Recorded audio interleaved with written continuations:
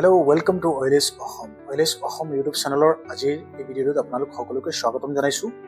প্ৰিয় ভিউৱাৰ্ছসকল, আজিৰ এই ভিডিঅ'টো অতি ইম্পৰ্টেণ্ট, কাৰণ আমি সকলোৱে এই বিষয়ে বৰ্তমান জ্ঞাত। যিমানবিলাক মানুহৰ পট্টা আছে, সেই পট্টা থকা মানুহবিলাকৰ ফাৰ্মাৰ ৰেজিষ্ট্ৰেশ্যন কৰাটো চৰকাৰে বাধ্যতামূলক কৰিছে। আইদাৰ আপুনি পি এম কিষাণ পাই আছে আৰু পি এম কিষাণ পোৱা নাই, সকলোৱে ফাৰ্মাৰ ৰেজিষ্ট্ৰেশ্যন কৰিব লাগে।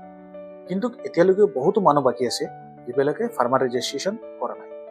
আৰু সেই সম্পৰ্কে মই এটা ভিডিঅ' বনাইছিলোঁ, কেনেকৈ আপোনালোকে 2026 বৰ্ষত আপোনালোকৰ পট্টাৰ কপি যিখন আছে কেনেকৈ উলিয়াব, বা যিবিলাক মানুহে মিছন বসুন্ধৰাত নতুন পট্টা পাইছে তেওঁলোকে হয়তো নিজৰ দাগ নম্বৰটো বা পট্টা নম্বৰটো নাজানিবও পাৰে, কেনেকৈ উলিয়াব সেই বিষয়ে ভিডিঅ' বনাইছোঁ।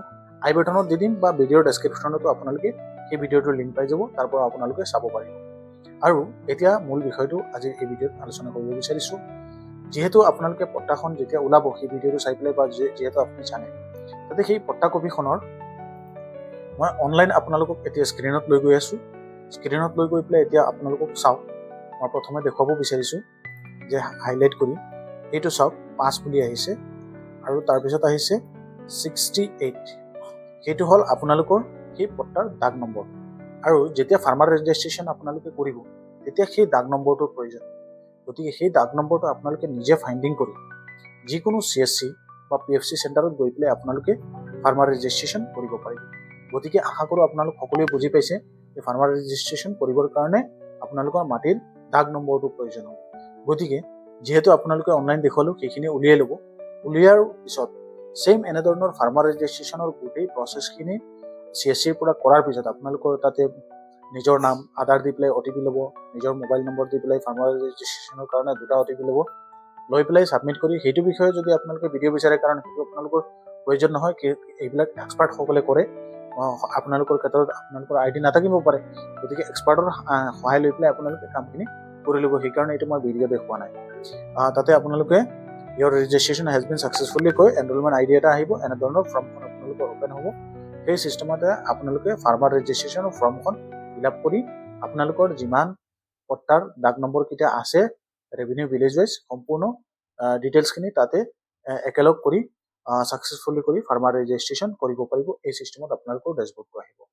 আশা কৰোঁ যিমানবিলাক ৰাইজে এতিয়ালৈকে ফাৰ্মাৰ ৰেজিষ্ট্ৰেশ্যন কৰা নাই, তেওঁলোক সকলোৱে নিজৰ ফাৰ্মাৰ ৰেজিষ্ট্ৰেশ্যনটো কৰিব, কাৰণ পৰৱৰ্তী সময়ত হয়তো PM কিষাণৰ যিটো 22 নম্বৰ কিস্তি যিটো আছে, সেই কিস্তিটো আপোনালোকে পাবলৈ হ'লে ফাৰ্মাৰ ৰেজিষ্ট্ৰেশ্যনৰ প্ৰয়োজন হ'ব পাৰে।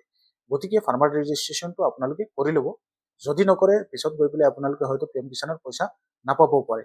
আৰু যদি আপোনালোকে ধৰি লওক PM কিষাণ নাপায়ো, তথাপি আপোনালোকে কৰি ৰাখিব, কাৰণ চৰকাৰী যিবিলাক বেনিফিট আছে, হয়তো সেই বেনিফিটবিলাক ফাৰ্মাৰ ৰেজিষ্ট্ৰেশ্যন কৰা মানুহবিলাকে চৰকাৰে হয়তো দিব পাৰে।